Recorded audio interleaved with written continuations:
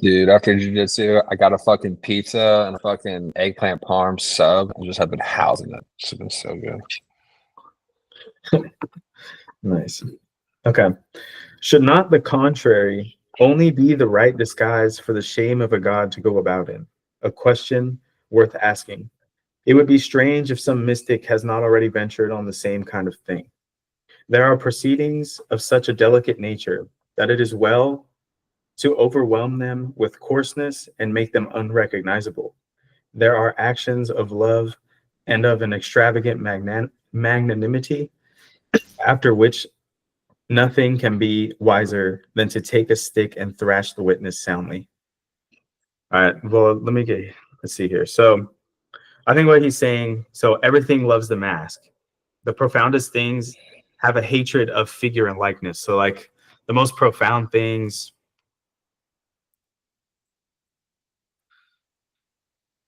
they need to be kind of blurred out. They need to be hidden behind a mask. They don't like having figure or likeness. They don't like actually being like a defined character.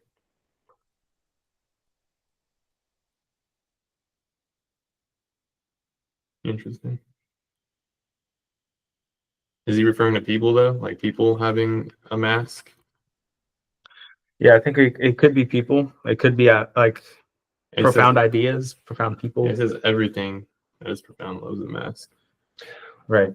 Because like profound ideas and profound people. I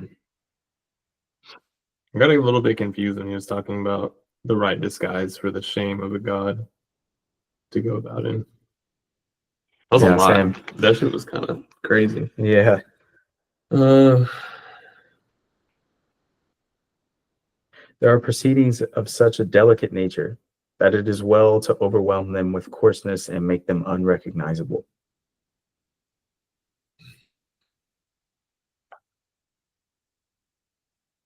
All right, we'll continue. One thereby obscures his recollection. Many a one is able to obscure and abuse his own memory, in order at least to have vengeance on this sole party in the secret. Shame is inventive. Okay, well, about that. Okay, this was like the first thing I even like kind of like highlighted in this whole fucking thing we're reading. Same. I thought that was like pretty straight to the point. Like one, like we kind of heard this before, but like you choose how you want to interpret like your own history, like your own story, and like you can like kind of like align it or like tune it in a way for you to like come to the conclusion that you want, or have the bias that you want. Like just like an example, I remember when I was watching that like Michael Jordan documentary, they said like Michael Jordan would like make up a memory of someone like being rude to him, or like saying like shit talking him, and then he would like make up a reason for him to hate him, and like he would go into the competition being like, I fucking hate that guy because he did this, and like that was all a fabrication he did in his head, but like he needed to put himself in a mind frame where like they were truly the enemy, so he like tweaked history for himself to have this like vengeance, so yeah, that's like enemy centered in 7 Habits. That person needed an enemy in order to pursue their purpose. Yeah, another example would be like the story JVP uses, where he has the client, past client of his, the girl that references her traumatic past when she was like 4 and he was 6. Yeah. And so he walks her through that and tries to find some recollection of why she believed that was a negative experience, and why not but the context of kids being kids, right? What if you guys are just being children and not kids. Knowing? Yeah. And so that makes a lot of sense, though. Shame is inventive. You create your own narrative by what happened to you from the past. Yeah, it's interesting with the shame is inventive.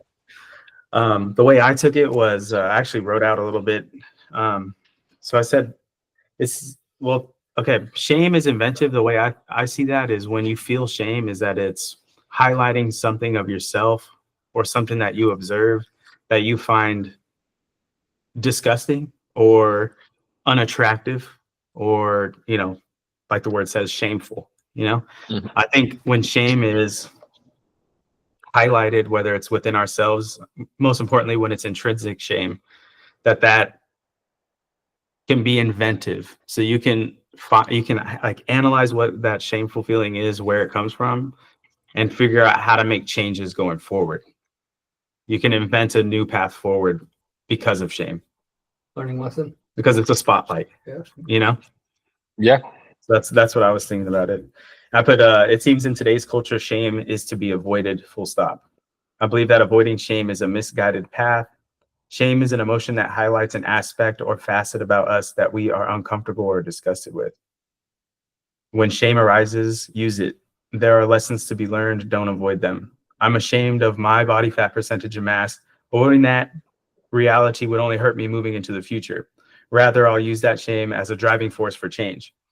I've been going to the gym consistently for a little over 2 years and have seen significant improvements in my body composition. Is the body fat still an issue? Yes, but rather than that remaining a fact of my life, it is now a work in progress. Shame can be used as a spotlight on things we want to change about our lives.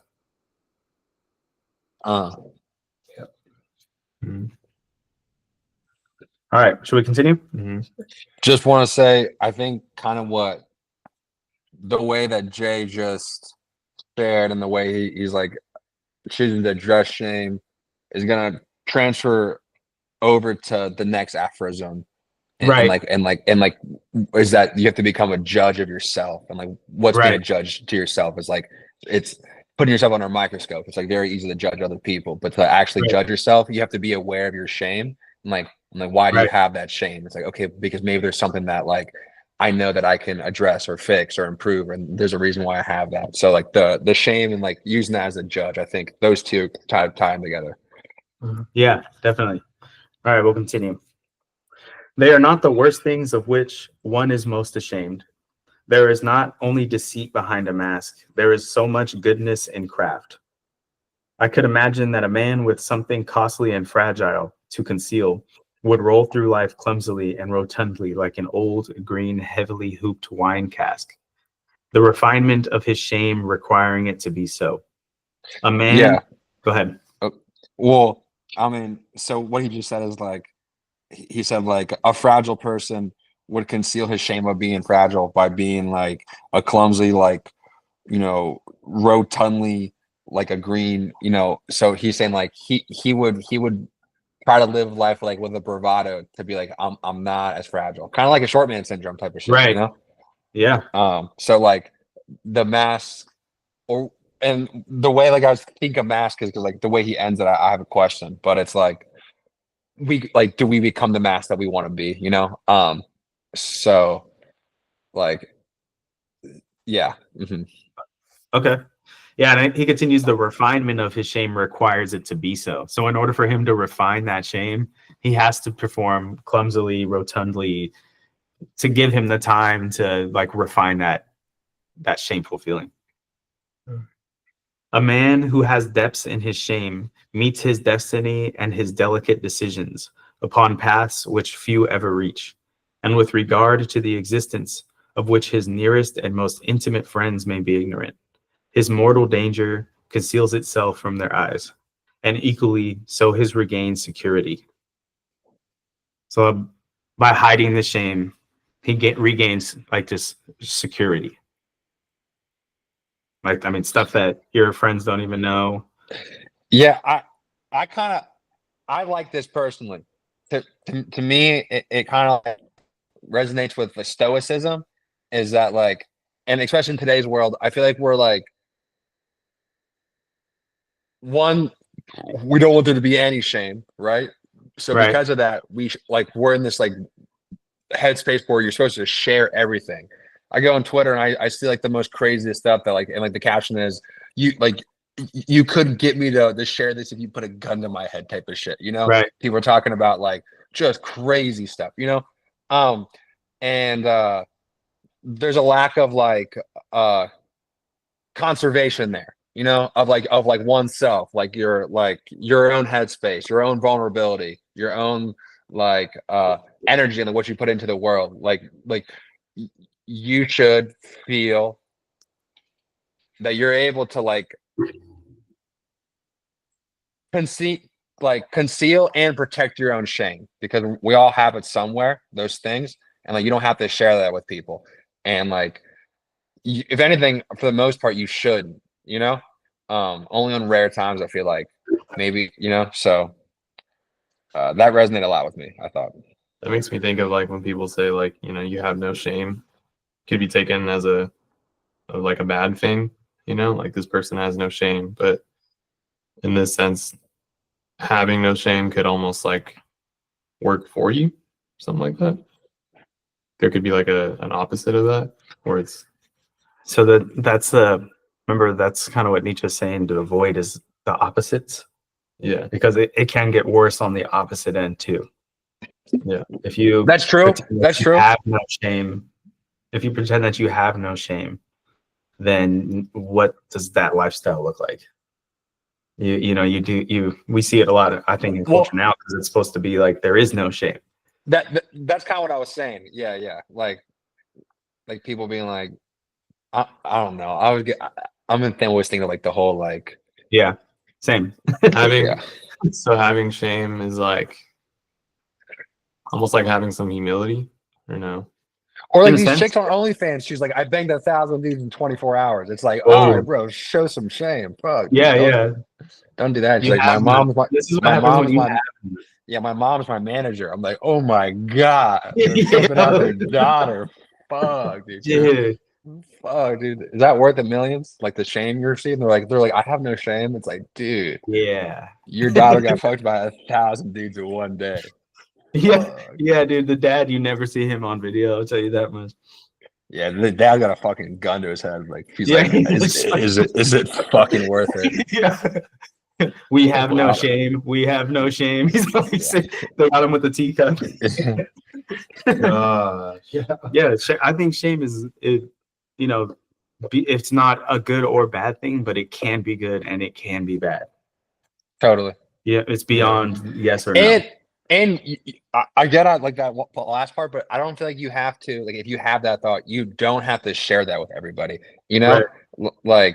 Like, because even to like your closest friends, like maybe at some points, like you're like, hey, let me ask you this question, you know? And like, but just to share all your shame with people, like they won't be able to hold you in like the respect that you would typically have if you kept all that to yourself.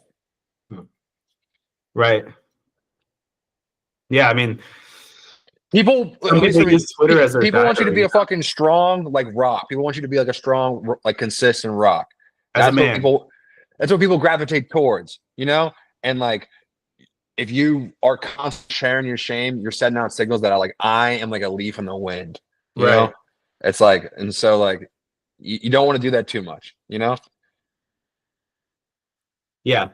I mean, especially as a man, like there's, everybody doesn't need to know your every single problem. Like, go seek advice when you need it. Yeah. But like,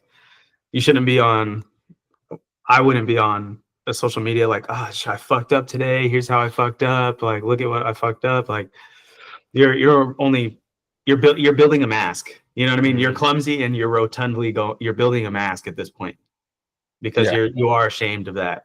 So like, that would be an example of, I think in that case, like you're building this mask. Yeah. And you have to be careful of what type of mask you build, because everybody does it. We have cultural terms like code switching, like everybody has a mask. 100%. And like,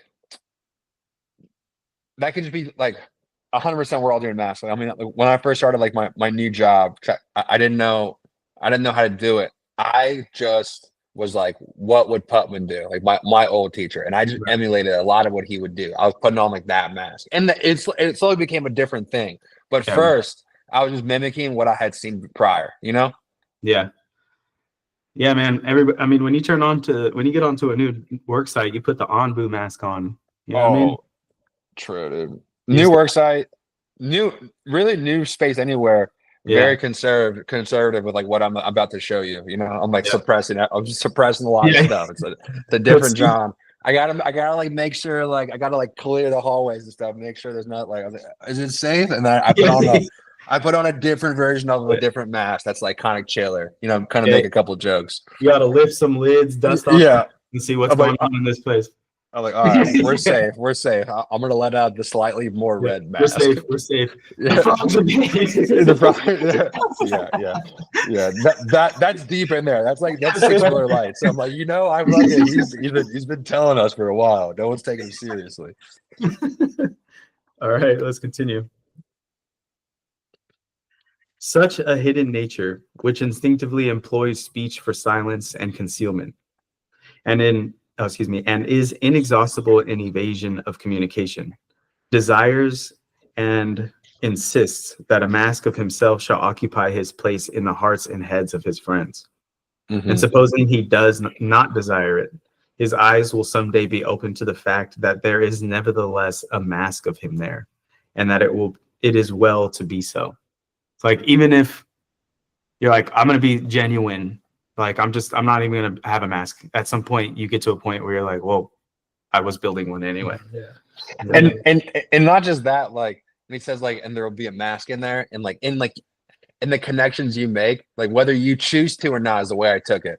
Whether you choose to be genuine or wear the mask, like, the people you make connection with interpret whatever you just showed them into a mask of, like, this is who Jay is, and like that's in their head. Like, it brings back, like, in like Roman culture, they used to like make like clay bust of people's heads and hang them on the wall, and you could see every generation of all your forefathers, and like the kids would actually wear the mask during like these special celebrations, like off the wall, and it was like kind of like a celebration of like your heritage in a way, whatever. And like really, it's like there's like this was your great grandfather, and like he owned this place too, and this is how long like we've been doing this shit here. And like I thought that was, I don't know, something romantic about that, Yeah, that is cool. I think that's really cool. So it's like the president at the White House. When you walk in there, you see a picture of every single president leading up to you. 100%. Like you could be like, it's like Crostons for this long have like been doing this shit here, and you're like, damn, like, and like because of them, you're here, and it's and like their whole point was like, it's your job to do as good as you can do, because look how many people it took to get us right here. So like you have they're like, you have a big responsibility. That was like a big part of it. I was like, damn, I love that shit. That'd be creepy though. Like, let's say they're passed by, and then like you have them up in your garage or something. Yeah. I mean, it's not like the social context. Like nowadays, you'd be like, "What the fuck?" Yeah. That's my great granddaddy's eyeball. We save that. We save eyeballs here. Yeah. Like we want them to see the future. Yeah. All right, let's continue. Every profound spirit needs a mask, nay, more. Around every profound spirit, there continually grows a mask, owing to the constantly false, that is to say, superficial interpretation of every word he utters, every step he takes, every sign of life he manifests.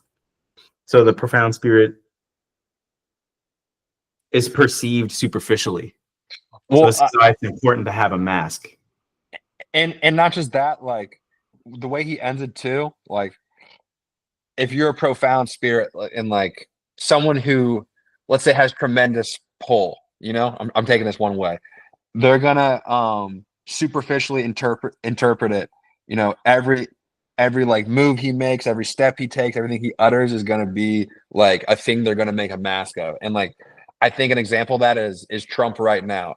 Everything he says, the libs want to clip it and make a certain mask of who Donald Trump is. And you can see it even in cartoons, like the way he was drawn prior to ever being president, and then the way he was drawn post-election. He's now this orange guy with like this hair, and he's like looks like this because like they want people to think a certain way about him, and like he has no control over what people want the mask of him to be, Right. Sorry. So profound spirit, whether that's an idea or a person, requires a mask and will continually grow one over time, but will be interpreted superficially in all ways. Like it can be positive too. The way that he talks, you will be interpreted superficially, and that's why it's important to have the mask. And if somebody finds that mask intriguing, they're going to dig deeper anyway. And so then you'll be able to share those things. You know, another example is like Justin Trudeau's got like a really good mask. Like he's a professional. Like he talks good, he says the right things and does the right, but like his actions are like, I'm gonna steal your money and I'm gonna take away your rights. But he says everything so good, he got away with it for a very long time. Yeah.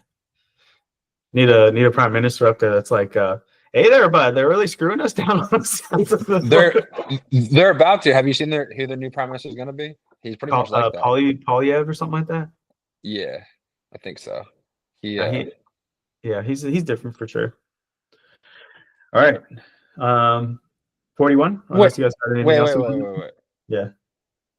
Polyev, which guy's that? Is that the white guy or is that the Indian guy? White dude with that leads their conservative party. Yeah. That's the guy I was thinking it was. Okay. Yeah. One thing I wanted to ask after reading this, do you think that, okay, you know how we're talking about how he was saying typically like what the thing that we're most ashamed of, the opposite is what we make our mask. My first question was like, do you think that like we become like our genuine selves become the masks that we're trying to be, like in the most positive sense? And you could also say it in the most negative sense too. But I typically like to think about it like, I think we do wear a mask. I think like when I go into like work or I go into certain settings, like I choose to kind of like put myself in a headspace where I want to be like positive and I want to laugh a lot and stuff like that, and like that's what I want to leave on the table. Like, oh, like at least that guy was fun, and it's more than that, but just to keep it simple. And then the second, wait, hold on, let me respond to that. Let me see if I have this right. To me, the way I'm picturing it is the mask is like the lens that we put up. Let's say it's like the glass that we build.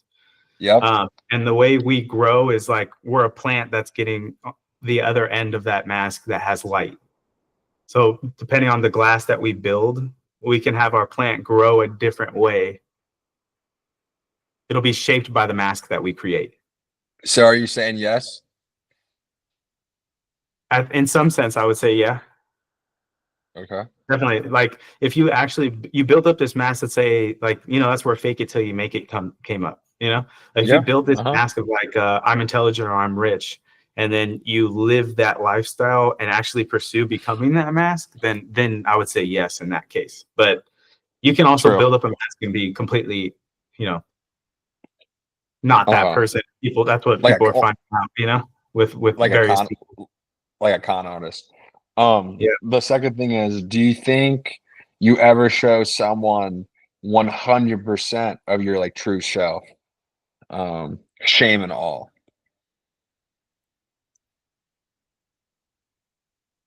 I think it comes down to the like that thing we were talking about earlier, like walking into a new environment, you kind of create a mask of like, well, I got to make sure like the corners are safe and like everybody's cool with me talking the way I talk, or like I want to gauge how other people are talking too. I think it's the same way too, like on the very opposite and like you've got a really deep connection. If how I think if it's just reciprocation, if that person's kind of opened up after a long years of knowing each other and they're telling you like a lot of deep things that maybe like traumatic or this happened to me when I was younger, I think that allows you to open up too, because you're like, oh, this person has kind of like let their mask down a little bit, or maybe I'm seeing more of their mask, right? I don't know how you can tell which one you're seeing, but you're kind of shaping their mask a bit more based on what they're telling you in a way. So have you been 100% genuine with somebody and let them into the depths? Yeah, 100%. The darkest depths. Yeah. The bottom of the pit. Yeah. Okay. Yeah. That's like not like typically someone that you like I mean that's common in like relationships too. Like, person that you love, you like kind of let down that mask, or you let them see, you guys both let down your mask and to see those like flaws and like continue. Well, have you been in a relationship long enough where you did that, David? Yeah, I think so. For me, no. There's like some things that are supposed to remain personal to me. Like I'll share some things, but there are some things that like I have working in the background that I need to like work on and develop. I just want it to be 100%. Like those are things that I'm working on, you know? Yeah, there's some things that just don't get shared. Yeah. I hear you. That's kind of what I thought too. I was like, I think like kind of what Devin was saying, like the layers thing, like maybe you can get closer to like the root, you know, Right. and like there's only like maybe like a few masks that are separating like you from like the root of like whatever. But I don't think I've ever been like, here's everything, because like there's some things I need to keep protected because like you said, like I'm working on it, or like I don't want anyone's like interpretation on this thing that like is either bothering me or like inspiring me. You know, it could be like those two things. Like with but my brain, like I'll open a door, but behind that door is like it could be a ton more doors, you know? Mhm. So like if I open that door with somebody I and then know. you like look at all the And- doors and you're and- like, let's check this one out. and it might be like a dense thought that like, you yourself can't even like unravel yet, you know, and then to try to do it with somebody else, like maybe like you could get misinterpreted, you know, and then like that could lead to something. You're like, I didn't mean it like that way. I'm trying to unpack something. So like, yeah. So that actually, your brain is like a for me a library. Then in that case, where like you share books with people, but some chapters people never get to. That's true. yeah, some on some like Harry Potter, like fucking forbidden spot, like no, yeah, you know, yeah, kind of, yeah, or the Yeah. Naruto with the scroll. yeah, fucking banned scrolls. I don't know what you guys are saying. I think that's almost required, like to that extent. Like it needs to, you have to carry. Because I would say most of my relationships are like that. Like it's You have more access like, to a library, but yeah. how far are you gonna read into this? Yeah, because it's also it plays into what like John was saying too. Is like I don't want interpretation to kind of tint my own like understanding of what I want to understand. Right. Like, Before you're ready to like share it, you know, like when you're ready to share, then you're like, okay, like can it like, you know, test like the waters are like actually like being out there, and can you communicate it correctly, like out of your mind, to like the yeah. And we all have ideas that we can't yet, you know. We're still trying to figure it out. All right, 41. That was a good question, John. This one, quick, I really jump into it. I asked ChatGPT, what does the mask represent? And I think we have a good idea, but I want to just make sure it's concrete and we I'm thinking like Jim Carrey type shit, you know? Yeah. Right. Remember when the dog puts on a mask? It's crazy. That's how Ace be, bro. He's like, So it represents the interface between the true self and the external world, a protective, creative, and necessary facade that enables individuals to live, connect, and grow without sacrificing their inner depths to superficial judgment of others. Yeah, that's such a good definition. Damn, what a definition. That's crazy. So we'll keep that in mind because 41, we think it ties in. So I think so. All right, John. Yeah, give us your overview and then we'll jump into it. Actually, I want to hear about this. You said you read it to your students. Tell us about all that. Yeah. Well, I just read this like the night before going in to like to work the next day, and I really liked it. So I was just like, maybe I'll read it to my class and kind of like highlight the things that I liked about it, and like and because like they're in a time in their life where I thought all this was apparent and important, you know. So I'll kind of just read what I read to them, and like that's kind of me unpacking it. Okay. Let's see. Okay, this first part, it goes, one must subject oneself to one's own tests.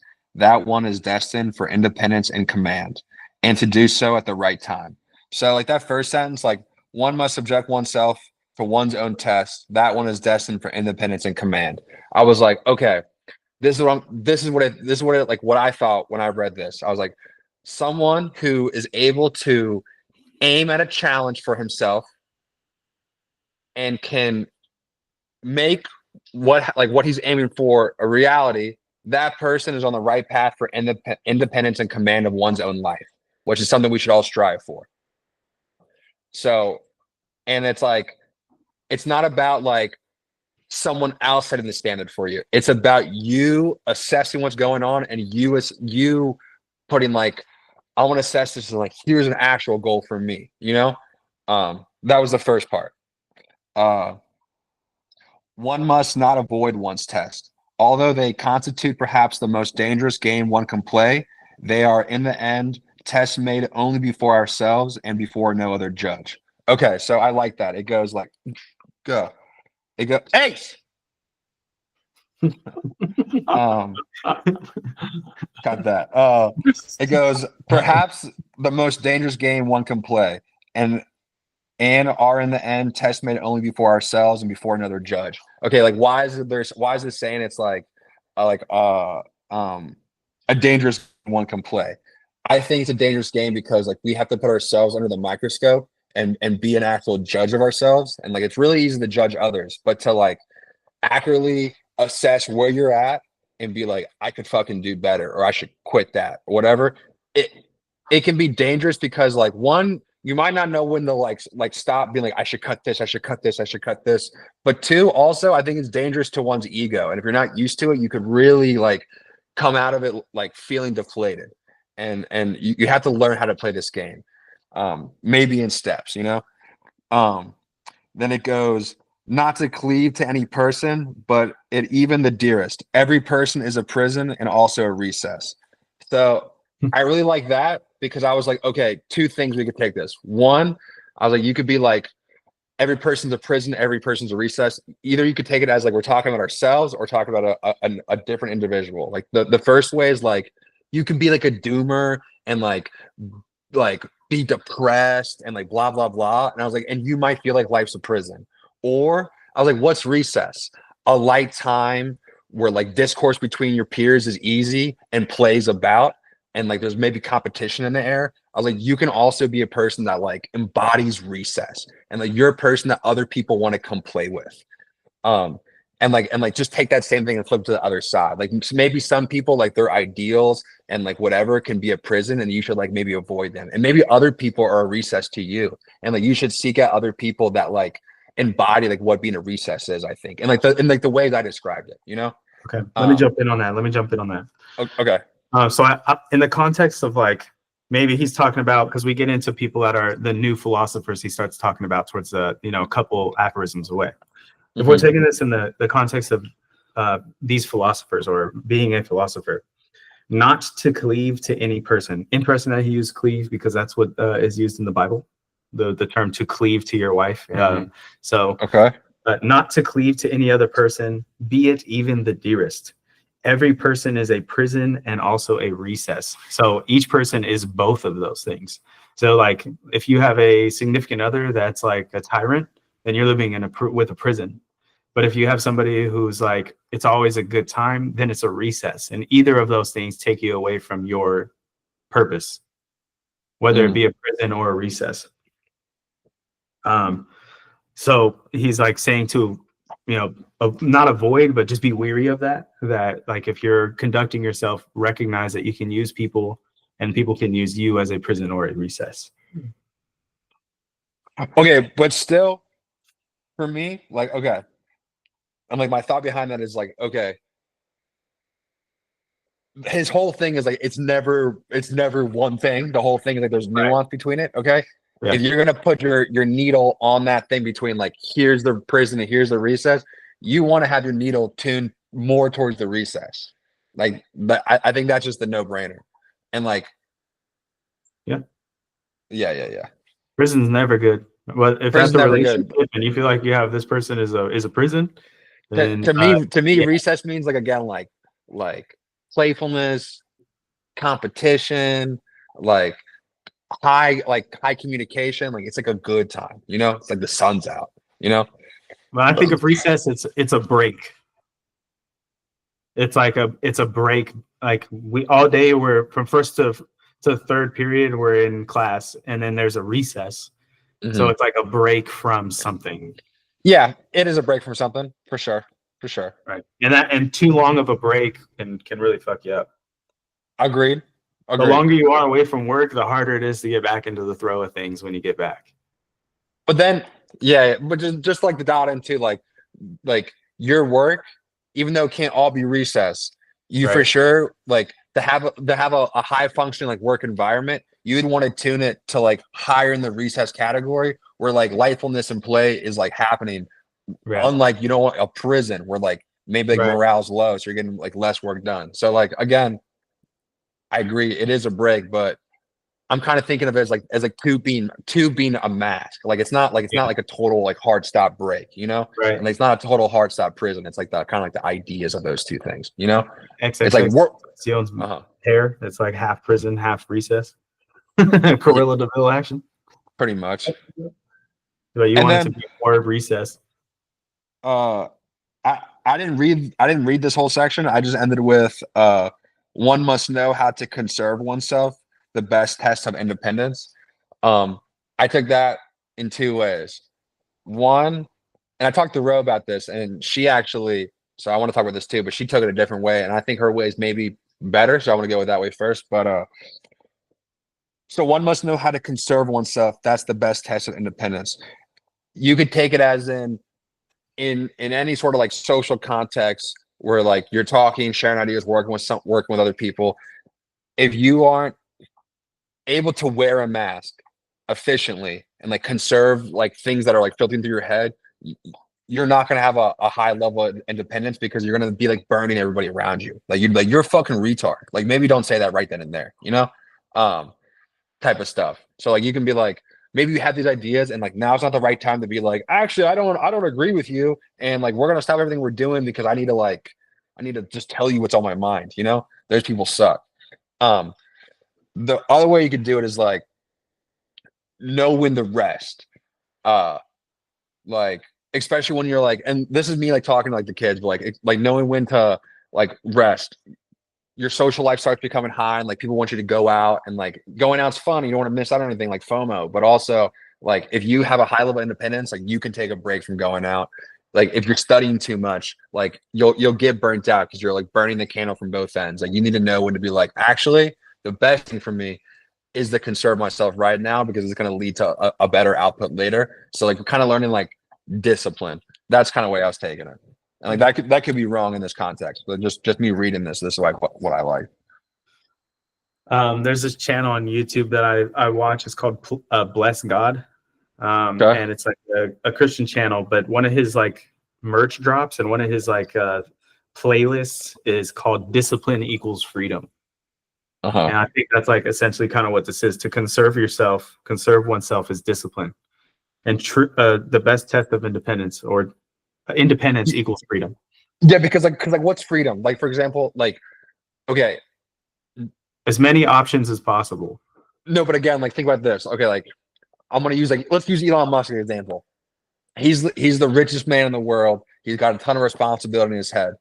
If he doesn't do his job and make all of his goals happen, like people would lose their job. He couldn't like go on a subway and just take a shit on the subway. You know, because like there'd be high repercussions for him. But a homeless man, he can take a shit in the subway.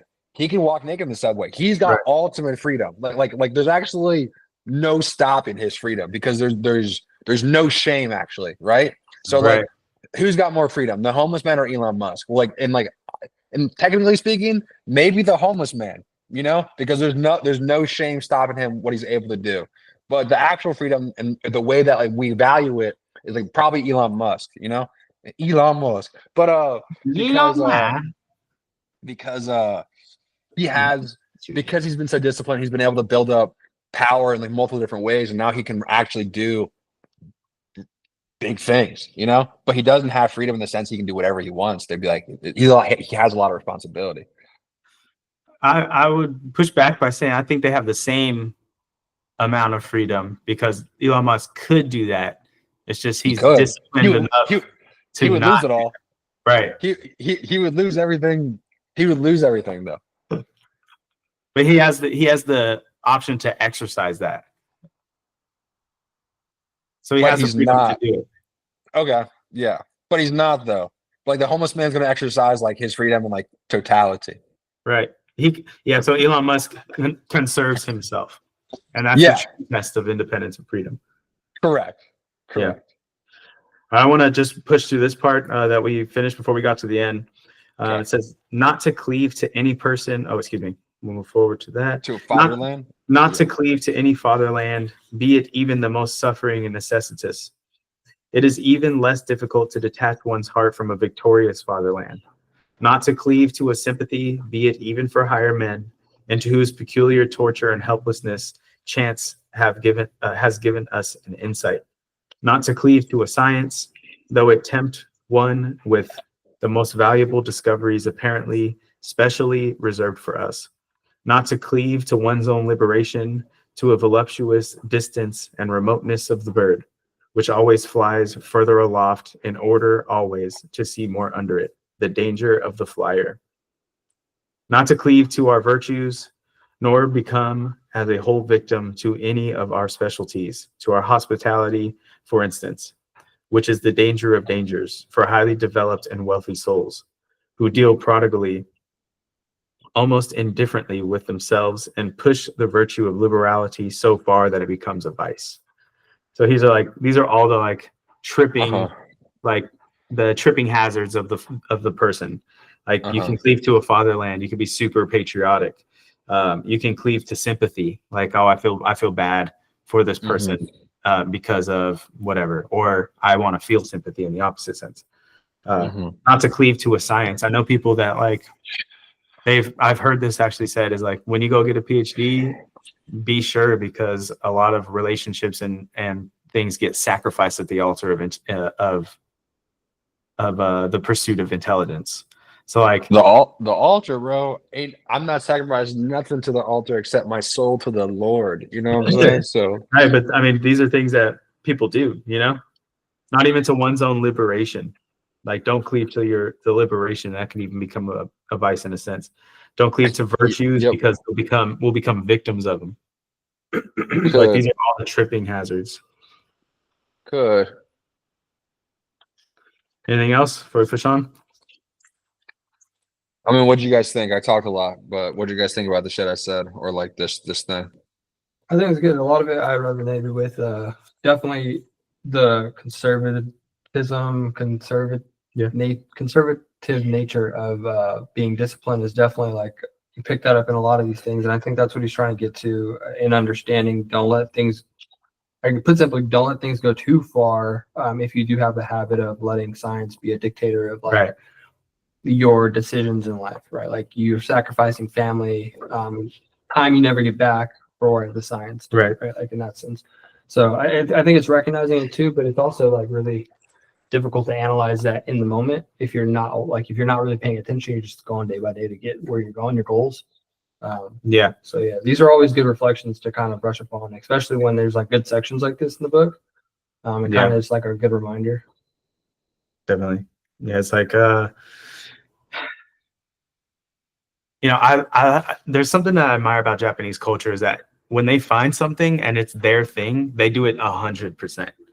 Like my advisor, he missed the birth of his kid because he was out doing geologic mapping, and his wife was like, didn't even tell him. He just came home to a baby because she recognized that like this is what his passion and his love is. He'd probably love jujitsu, dude. He probably love jujitsu. They become. It's become the people that take something and just go with it like 100%. Like, I've always admired that, but there are things that get sacrificed because of that. Sure. And like looking at the nuance of the situation, like what's more important, you know? Can I just say something? There was an interview of there's a UFC fight. Who was it? Was it Umar? Usman? Whatever. Usman. Yeah. Usman. And they're like, Usman, like, how do you feel about you just had your third kid and you weren't there for the birth or whatever? And he goes, he goes, I have three kids. It's okay. They don't see me much. And it just shows him like being like a champ, you know, because like, bro, like, he's like, he's like, I'm wrestling, bro. Like, that's how I grew up. He's like, they'll see me, you know? So I don't know. Yeah, I mean, so you can go too far with the passion, you know, or like your craft or whatever it might be. So just be aware of that. All right. Yeah, I thought this one was probably my favorite of the entire book at this point. Number 41. I like this one a lot, and especially like I thought it was just good to share with like these people, these kids are getting ready to springboard into like a different whole book of life, you know, and like got to be able to learn at least one to like be able to judge yourself, to set goals for yourself, just like JBP says, you got to take aim somewhere, you know. So thought it was good. Yeah, I want to ask on this one too. You know, the first sentence is one must subject oneself to one's own tests. That one is destined for independence and command. So like, how does a person test themselves? I mean, like this is just me, and like this is what I share too, and like this is like you can like physically see it, and that's why I shared it. But like for example, I'd like to work every day. It's 16 degrees outside, and it's a challenge that I made. And if I don't do it, no one cares. There's no other judge on this challenge. Right. Like no one's there to judge me but me. And like I get a level of satisfaction of proving myself right every day, and then doing that every day the entire year. And like I just get a level of like for real independence. Like it's like I'm getting tokens of independence and like feeding that to myself. It's like you can do whatever you want to do, John. You prove it to yourself every morning, you know? And like that's just a little version, you know? And like we all have different versions. Like us doing the weekly goal challenge, I think is like kind of a part of that, you know? Yeah. But like the reason why I shared that with them was I was like, no one else cares if I do this. People would actually, they wouldn't be surprised if I wouldn't like to work if it was raining or if it was snowing, but I do because I said I would. And like that's all there is to it, you know? And like I gained something from that, proving myself right that I can do a challenge like that, you know? Yeah. So it reminds me of Can't Hurt Me, the cookie jar theory. You're adding more cookies to that cookie jar in a sense. So ways to test yourself are ways that inevitably you would have another cookie in your cookie jar. And like the way, like for example, this challenge works is like when I first start, it's warm outside. So like I build a habit, and slowly like the real challenge is right now when it's like there's ice out on the road and it's cold and like it's fucking like 12 degrees, but like I was like, no, I do this shit, dude. Like I do this shit, you know? And then like I have confidence that like it's like, dude, you're biking to work when it's fucking, you know, look at outside. You can do whatever you want, bro. Like no one gives a shit. You can do whatever you want, you know? You got that. Right. And then when you hear somebody like, oh man, it was so cold in my car this morning, you're like, bro, you're not it. I was sweating this morning, Bubby. I was working hard this morning. Yeah, you have no fucking idea. Us wanting to do Whitney is like a self challenge in itself. I always go to physical challenges, you know, but there's other versions. But like I think with the physical, you can really like assess. You're like, I did that. We're up on Whitney. Like, you can look down the Death Valley, and it's like no one. You know, I watched the video. It's like I was like, dude, if one of us dies, just throw us in the hole because I'm not summoning. You know, because like it was a challenge we put on ourselves, and like we were our only judges, and like that's all that mattered. Was like I'm getting up there. That's facts for me. You know, it was a team effort, but ultimately like I'm getting the fuck up there. It was no doubt a team effort. We wouldn't, at least for me, I wouldn't have been able to do it without you guys. But like at the end of the day, like I'm the one, and for myself, you're going up there, and we're all making it. Like that's that, you know. Yeah, bro. You just gotta point John in the right direction and wind his ass up. And fucking wind me up and just giving me a bowl and a GB. I mean a bowl and a Zen. Here's your breakfast, Johnny. It's like, all right, I'll see you 10 miles that way, due east. All right. Farm animal for real, dude. Just wind him up. Got a salad too. Yeah. And the carrot's just another fucking bowl and Zen. Like, where is she? It's a point on the map. All right, 42. She was short. I didn't write anything about her. I thought she was kind of, I don't know. I think we've heard this a little bit before. I'll read it real quick. A new order of philosophers is appearing. I shall venture to baptize them by a name, not without danger. As far as I understand them, as far as they allow themselves to be understood, for it is in their nature to wish to remain something of a puzzle.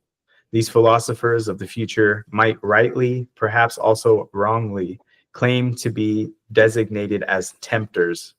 This name itself is, after all, only an attempt, or, if it be preferred, a temptation. You tell me what this means. I really had no real thoughts on it. I mean, I did and I didn't, you know, like very shallow stuff. So like you tell me, did you ask the computer mainframe about this? Oh yeah, I got into the Matrix. What the computer say? What are we allowed to What know? do you guys have? What, do you guys have? what are we allowed to know?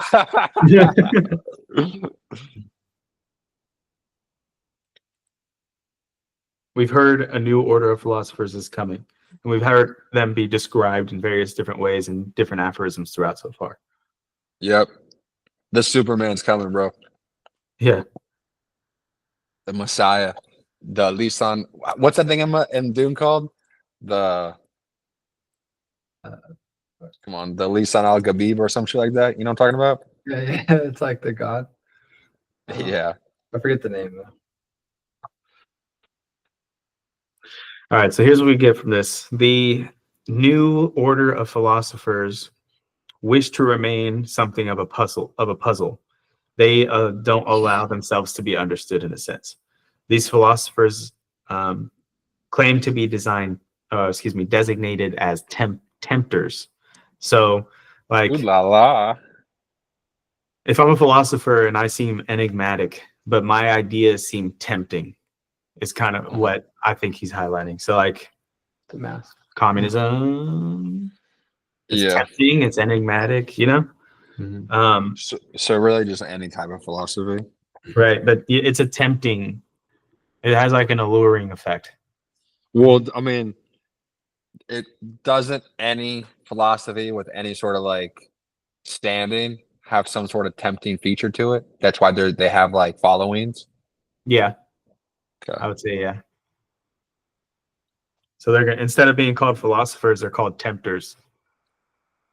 Yep. When I read that, I thought of Satan. We call him like the number one tempter. Right. So what he's gonna do here, I think it's leading up to the last section, but he's saying, "I shall venture to baptize them by a name, not without danger." So in the end, we hear about levelers and we hear about free spirits, and I think that's what he's baptizing them by a name. So like that's what he's kind of getting into. Like we're baby stepping our way into what he's about to say for the last aphorism. Yes. Yes. Okay. Anything else on that? I wonder if he thinks like what he's doing is like somewhat dangerous, like even like putting out work like this, you know. He's also equating this venture, the baptizing of these philosophers, like as a dangerous thing, right? Not without danger. So yeah, it has danger. Yeah. Yeah, it's danger in doing that because, you know, as far as I understand them, or as far as they allow themselves to be understood, it is their nature to remain a puzzle. So like I'm gonna try.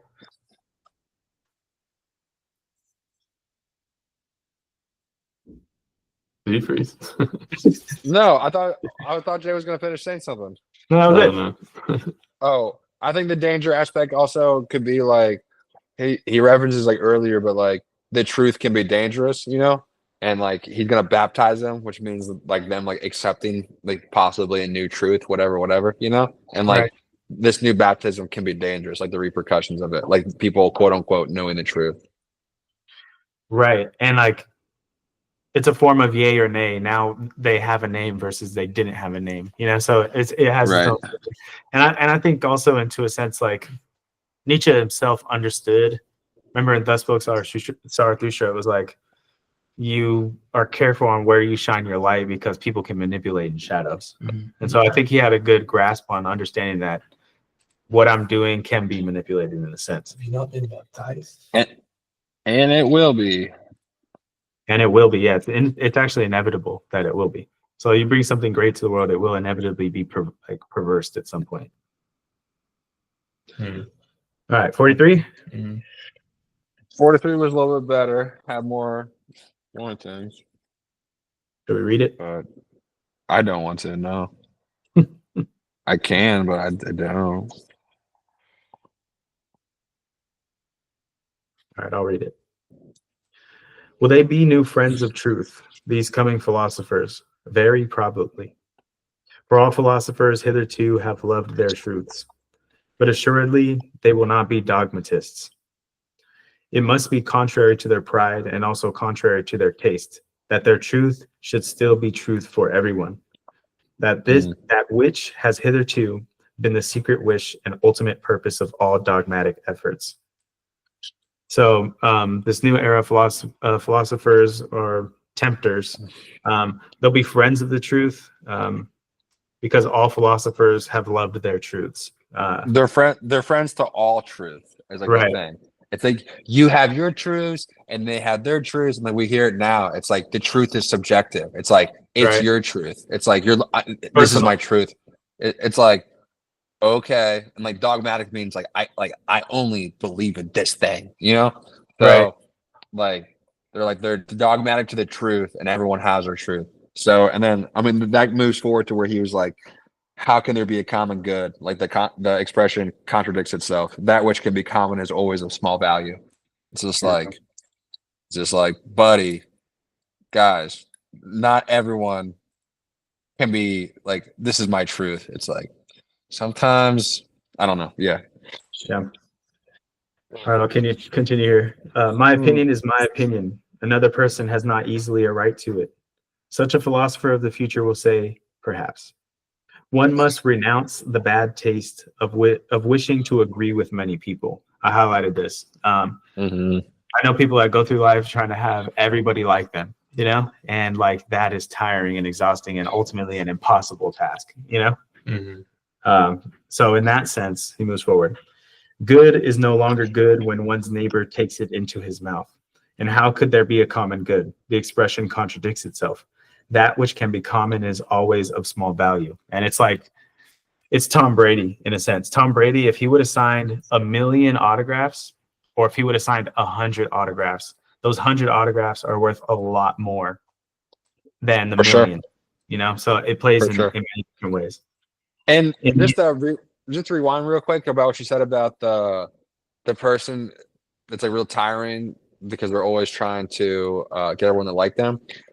To me, also very off-putting. I can tell when like a new person enters like a space and like they're one of those types of people. To me, I'm very off-putted because I feel like I can very quickly like see that like this is a mask and it's not even like a version of like the genuine like it's not even like the version of a mask where it's like your best self. It's like a whole like I'm just trying to get you to like me type of thing. I'm like, bro, I don't even fucking want you to be around me right now. I don't even know who you are. You know, you don't even know who you are. You literally see him holding the stick. You know what I mean? You're like, you can see them holding the mask. Yeah, it's like at least fucking be artful about it. Like this isn't my real self either, but like I fucking, you know, like. yeah, for sure. All right. In the end, things must be as they are and have always been. The great things remain for the great, the abysses for the profound, the delicacies and thrills for the refined, and to sum it up shortly, everything rare for the rare. So like, if you have something good, and, you know, if you have something good, it might not be considered common good. And if it is considered common good, it might need to be reevaluated. Because if it's common good for everybody, then it must not be of much value. Yeah. Sir. Yeah. All right. So we'll jump into 44. Real quick, just I know what he's saying, but like the common good for all, like the 10 Commandments, you know, is that considered common good? And like I think there's value in those things that he's saying.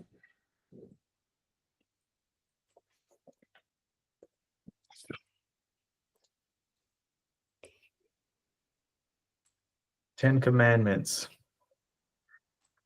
Tell me there's something good in here. Argue it. Steel man it. The 10 Commandments? Yeah. You shall not commit adultery. Yeah. Well, I was gonna say like, yeah, like you can't do that, right? So that's common bad. Right?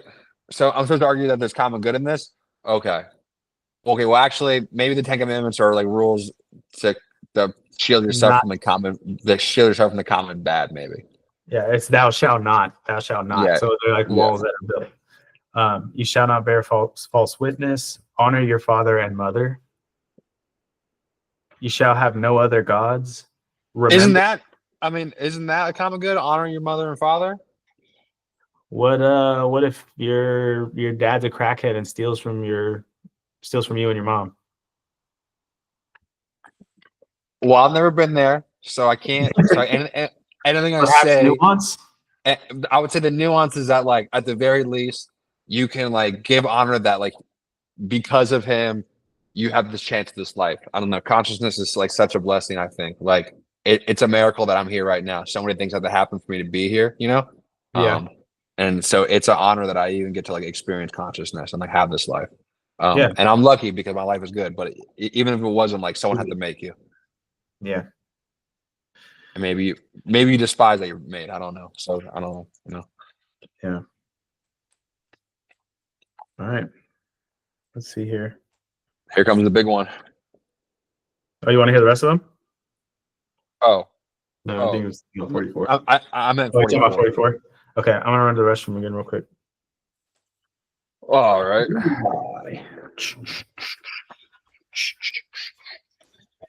Maybe. I think getting it's starting to get a little faster with the way we're processing it. You know what it is with Nietzsche? What I'm noticing is like you have to keep the thread. Like he's building a thread from part 1 to part 2 to part 3 or whatever. And if you lose the thread at any point, the way you perceive any individual afterwards is going to be completely different.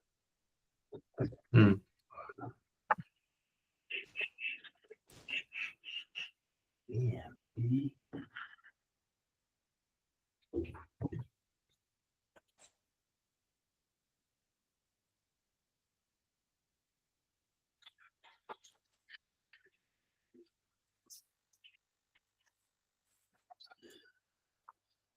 This book's kind of tough for me, honestly. A lot for my brain.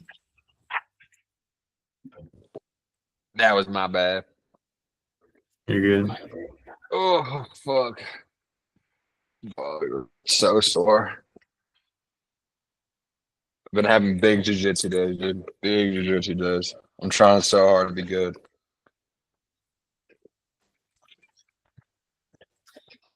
See now, I'm all about my band. You guys should see my legs. They're just covered in bruises. Dude, I got choked so hard today that later after class, I was like my throat's like literally sore right now because of like what happened. But I packed out like a fucking like blood clot loogie that was honestly like because I had like bleed in there. I was like, dude, this shit crazy, bro. You know, I feel better now though after I got it out. But Blood clot. Blood rust clot stuck in your throat. I had like a scab in there or something. He just fucking tore on my blood vessels. Dude, that shit sucks. The soreness after getting choked is brutal. All right, so this is it. 44, he defines the fake philosophers from the new philosophers, which he calls free spirits. The fake philosophers he calls levelers, and we'll get into that. So we'll jump into it. Need I say it expressly, after all this, that they will be free, very free spirits, these philosophers of the future. As certainly also, they will not be merely free spirits, but something more, higher, greater, and fundamentally different, which does not wish to be misunderstood and mistaken. But while I say this, I feel under obligation, almost as much to them as to ourselves, we free spirits, who are the heralds and forerunners, to sweep away from ourselves altogether a stupid old prejudice and misunderstanding, which, like a fog, has too long made the conception of free spirit. So this new wave of free spirits is coming up, but before we do that, I need you guys, I'm going to highlight what is not a free spirit. So I think this is like a prelude to the Superman and kind of like Thus Spoke Zarathustra, because in Thus Spoke he's always talking about like the people that have yet to come. Like the Superman's going to come from one of these new philosophies, and we don't know yet. But first, we got to get rid of like the garbage. You know, first we got to like what does Peterson always say? We got to separate the wheat from the chaff, or whatever. You know. Yeah. So now he's going in. He's sweeping up. He's sweeping Yeah. up. He's like, Yes. yep. Uh-huh. So now we're gonna this is the dirt we're getting into, the stuff he's sweeping away. Hey, dirt. All right. In every country of Europe and the same in America, there is at present something which makes an abuse of this name a very narrow, prepossessed, enchained class of spirits who desire almost the opposite of what our intentions and instincts prompt. Not to mention that in respect to the new philosophers who are appearing, they must still more be closed windows and bolted doors. Briefly and regrettably, they belong to the levelers. These wrongly named free spirits, as glib-tongued and scribe-fingered slaves of the democratic taste and its modern ideas, all of them men without solitude, without personal solitude, blunt, honest fellows to whom neither courage nor honorable conduct ought to be denied, only they are not free, and are ludicrously superficial, especially in their innate partiality for seeing the cause of almost all human misery and failure in the old forms in which society has hitherto existed, a notion which happily inverts the truth entirely. Why do you want to stop there? But okay. It's a period, like it's the end of a sentence actually. An exclamation. Well, sometimes he draws whatever those things are, like the line just going to cross. Sometimes to me that's just like an end of like an idea. But I thought it was interesting. As you're reading this, every time he says like free spirits, modern ideas, they're always in quotations because he's like they're not actually. They're all bullshit. So all these levelers, they're men that lack solitude. They lack personal solitude. They are not free. They are ludicrously superficial, especially in their innate partiality for seeing the cause of almost all human misery. All right. So we'll continue. Yep. What they would fain attain with all their strength is the universal green meadow happiness of the herd, together with security, safety, comfort, and alleviation of life for everyone. Their two most frequently chanted songs and doctrines are called equality of rights and sympathy with all sufferers. And let's stop right there. That whole part right there, I think was like it's what we're seeing. that was a really good fucking look into the future and to like understand like the chord in which humanity was heading towards, like the song that we've been playing, because well, not just that, like this started off when he was like, they're looking for universal green meadow happiness of the herd, together, security, safety, comfort, and alleviation. It's just like, the thing is like the grass is always green on the other side. They're like a utopia. Communism was like that utopia in so many ways. Right. It's supposed to be, now like wokeness is kind of like an umbrella to kind of, for people that be like, we're going to alleviate everything. We're all going to, and then for him to be like equality of rights and sympathy with all sufferers. Like right now, like if you're in England, you can't say that an illegal immigrant raped your daughter because like it would mean that people would think illegal immigrants are people who rape people. And like you can go to jail for tweeting something like that, because like we need to have sympathy, not for your daughter that was raped, but for the people who raped your daughter. We also need to have sympathy for them. Like that's like where all that gets you. Yeah, for all sufferers. It's like he's suffering too, he's in a different land. He doesn't know he can't rape, 9-year-olds. He didn't know that, did you think about him? That's like where their heads at. So he's so he's so far ahead of his time with that shit, bro. Crazy. It's insane. Yeah, because like just these words too, equality of rights. What, dude? Yeah. How do you know that? How do you know that? Yeah, I mean, it's interesting to think too, because like, what am I trying to get to here?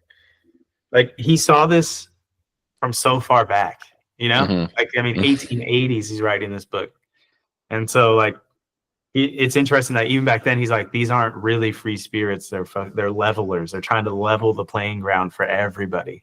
They're trying to create this green pasture for all the herd, the cow, and sheep. And like, I've actually like these people, they act as prisons. Because like if you're a person who would typically have, let's say, we'd say a very high ceiling, they are gonna make a prison around you. And like we see it now, like how like people are complaining like like too many Asians are getting into colleges, and like so like they actually limit the amount of Asians that can go to like these like prestigious colleges, you know, because like they want to level the playing field for people who don't. So like they're like, hey, because you do so good and they do so bad, it's not right for you to keep going. So we're gonna have to put a ceiling on you very low because these people can only go so high, you know? And like that's called equity.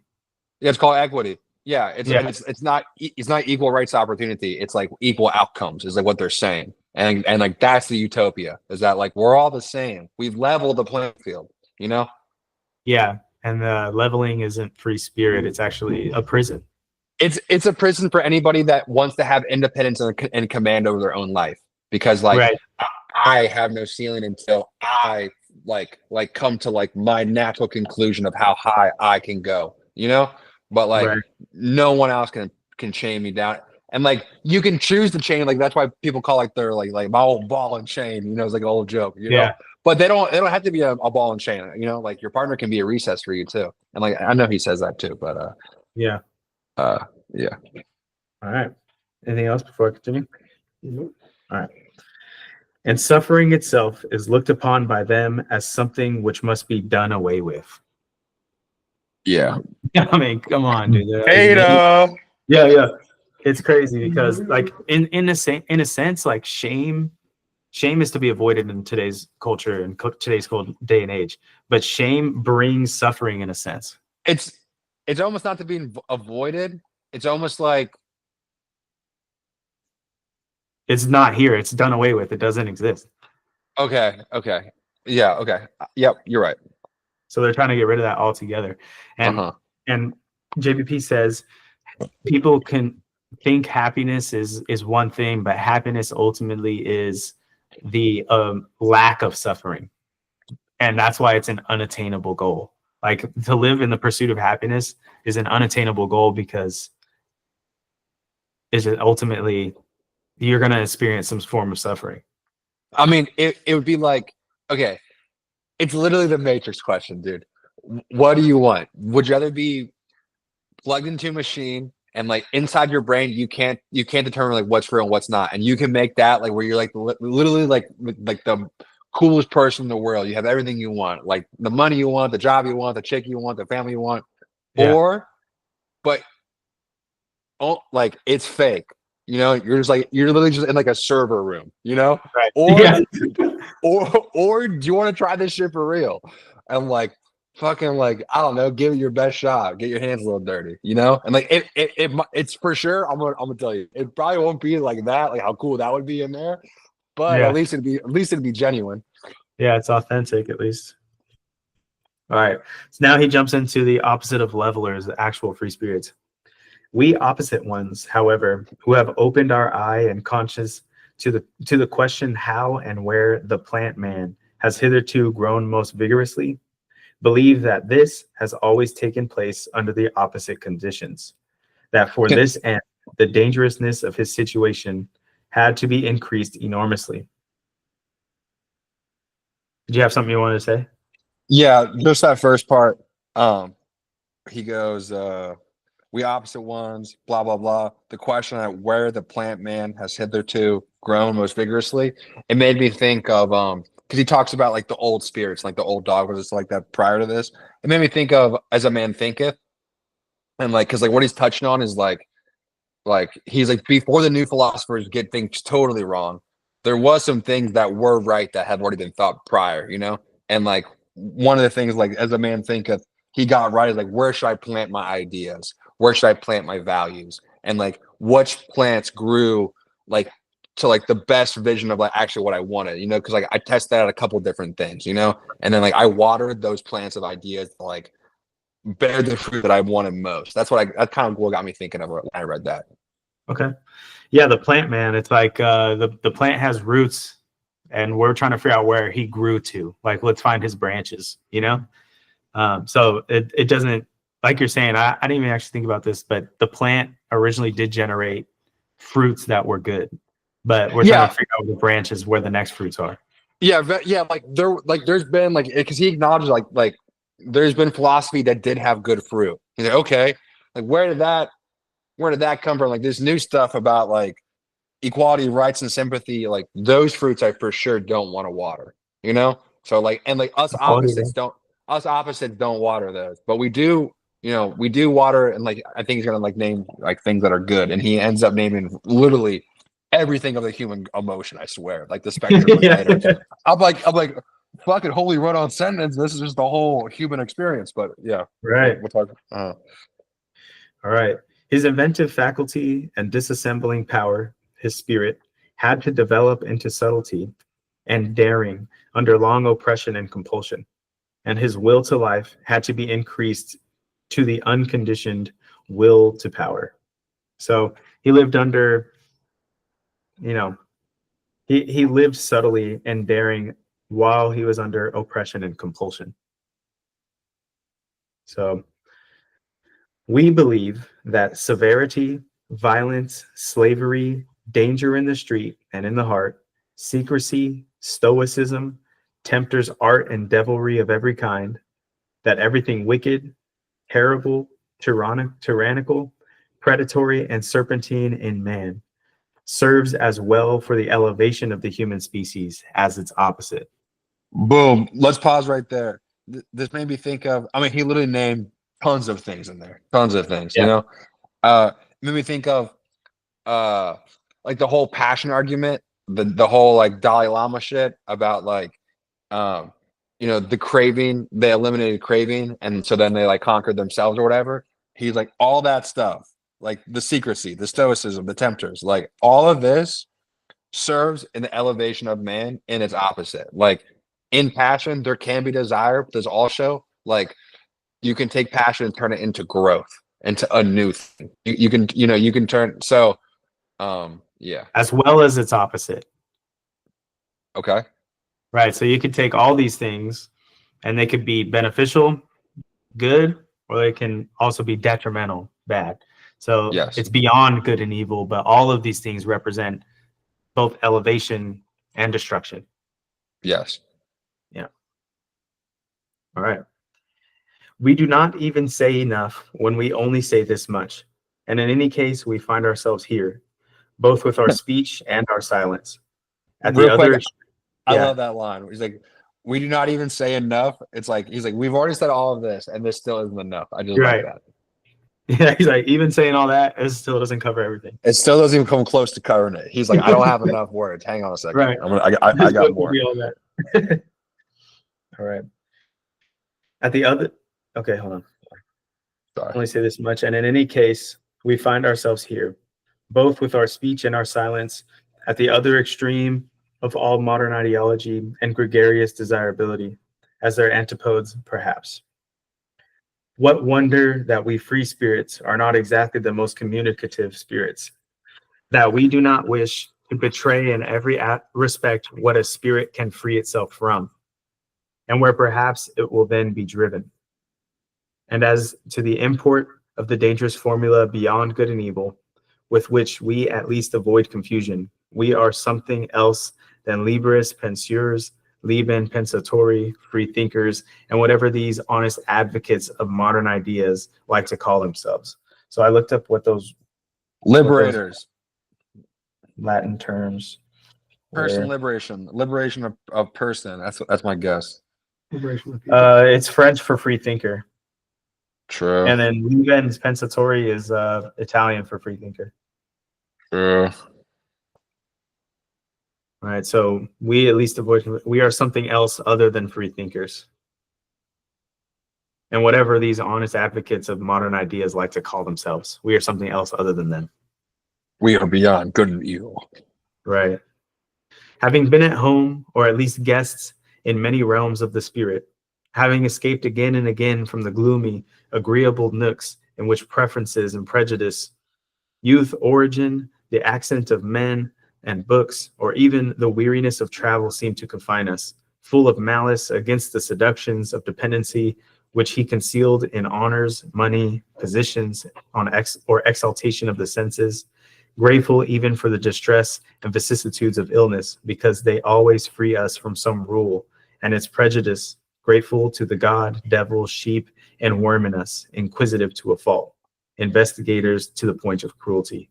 with unhesitating fingers for the intangible, with teeth and stomachs for the most indigestible, ready for any business that requires sagacity and acute senses, ready for every adventure. So, I mean, this whole thing, the rest is basically a run-on sentence, but Yeah, you don't have to read all this, like unless you want to. But yeah, the whole thing is just more. You can go. If you want to. all right.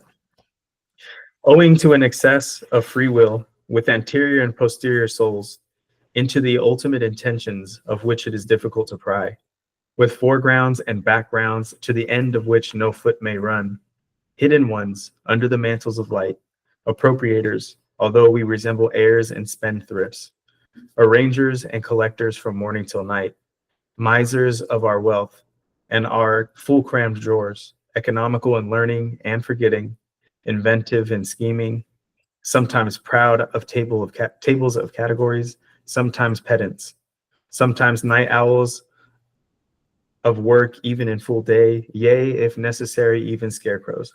And it is necessary nowadays, that is to say, inasmuch as we are the born, sworn, jealous friends of solitude, of our own profoundest midnight and midday solitude. Such kind of men are we free spirits. And perhaps ye are something of the same kind, you coming ones, you new philosophers. So all that to say, like, it's beyond good and evil. So like we're misers of our wealth and our full crammed drawers. We're economical in learning and forgetting. So it's like it's the polar opposites. We have both. It's beyond these things. So the free spirits are the beyond good and evilers. Evilers. All right. Anything to add to that before I ask one question? No. Well, All right. Here's the question. Contrast this second chapter that we just finished with the first chapter. What did you learn from this chapter? the first chapter was him like questioning and addressing a bunch of different philosophies, correct? Correct. And then this is him kind of starting the idea of nuances, the yay and nayers, kind of splitting and dividing people by their dogmas. He talks about, then he goes into the potential of the future with the new philosophers and the dangerous potentiality of like what he sees coming. Then you ask, what do we learn about from this? Yeah, what'd you learn from this chapter?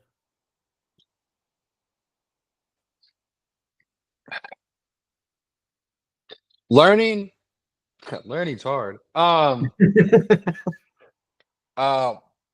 I think, is a hard thing to say. I can say like what I resonated a lot with, but I don't know what I learned. Really nothing so far. I think all I've done is like just put a flashlight on some ideas that I might have already had, or yeah. Okay. Yeah, I would say the first chapter was essentially like critique, constructive, or I wouldn't even say constructive. I think it was more of like, don't abide by these philosophers because it's wrong.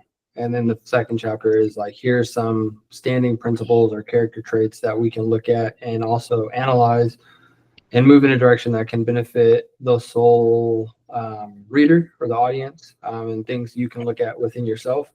And then he's starting to get into like looking at the Superman. He's trying to get to that point, but the thing I learned from at least just this chapter, I can't really tag anything from first chapter, but this chapter for sure, like these last few ones because it's on my mind. But I think section 41, just being able to kind of be aware of your own, what do they call them? Biases? What? Biases? I guess your biases, like, or like he said, Truths? Oh, like so 41, like, or he's like, don't cleave to fatherland, because it causes the most suffering and necessitous, or even if it is the most suffering and necessitous, like All those hazards. yeah, if you recognize that you are one of those, free Which spirits. if I look deeply enough, like I probably find like I lean into some more than the others, but I think it's just good at like good reminders to like I think this book these last few sections were definitely like reminders for sure. Yeah. Sure. Yeah, I kind of aligned with some of the things John said. You know, first chapter was what Devin said too. Big critique on philosophy up until that time. One thing I did learn, well, I think, you know, I didn't know that philosophy was called, you know, metaphysics back then. I guess they had to have a word about what they were trying to describe at the time. So kind of makes sense. And then, yeah, second chapter, it's like, it feels like he's like pulling back the layers of like what he's trying to bring to the table, but he's like setting the stage for like the nuance of the opposites of good and evil and what that like kind of blurred gray area looks like, why it is perhaps there. And yeah, setting the stage for like I know like the next chapter is called The Religious Mood. So I think he's gonna go straight just hard on religion, we'll see you know? Like now he set the stage, now he's like, here's why, boom, boom, boom. Yeah. Religion. Yeah, it'll be an interesting read, the third chapter, The Religious Mood. All right, here's what I got. Here's a critique, chapter 1, of all the philosophies up to this point. There's some goods with it, but here's also some bads with it. It's beyond good and evil. There are bad fruits and good fruits that come with these philosophies up to this point. The free spirits chapter number 2 was okay, now we have all that critique done. Here's what is a free spirit. Here's what a free spirit is not. And here's what free spirits do. Here's how they conduct themselves. Self-tests. This is how they differ from non-free spirits. And so he laid that all out up to this point. And now I think it's going to be applied. So like the religious mood. Here's how a free spirit would look at these things. An actual free spirit would look at the religious mood. I think that's where we're going to be going forward. So kind of built his like foundation so that now he can get into some other topics is kind of what I got. Was there anything you guys like strongly agree or disagree with up to this point?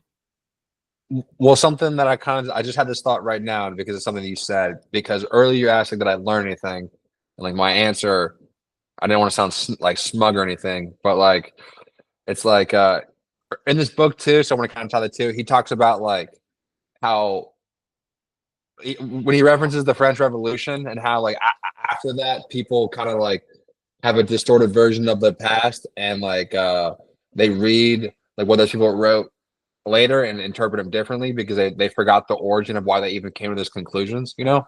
I think like, you know, Nietzsche's no god, you know, and like he's no better than any other man. Like he's just taking a stab at like how to organize the world just like we all are. And like I think the thing, and maybe it's biased for me to think this, but like one of the reasons why for me like 41 I resonated so much with when he talked about like the self challenges. You have to be a judge of oneself and like how like you shouldn't share like all your shame with people. I think, you know, it gave me like confirmation bias in the sense like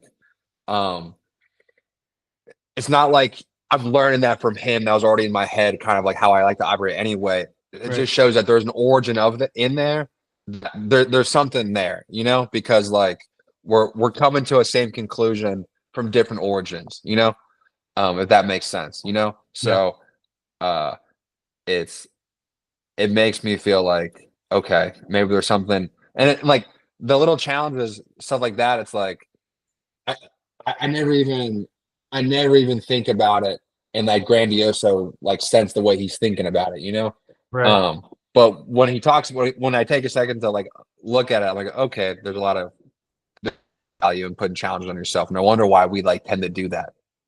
Right. The title of this book really could be nuance. Yeah.